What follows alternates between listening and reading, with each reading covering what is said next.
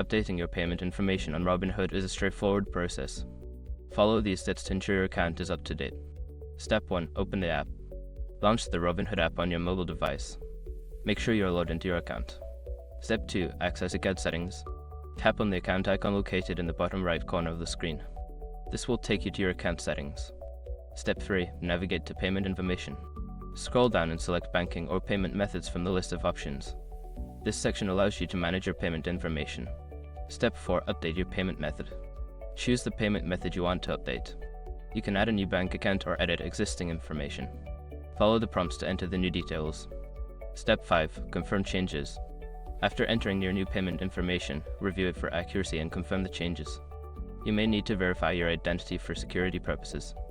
Once you've completed these steps, your payment information will be updated.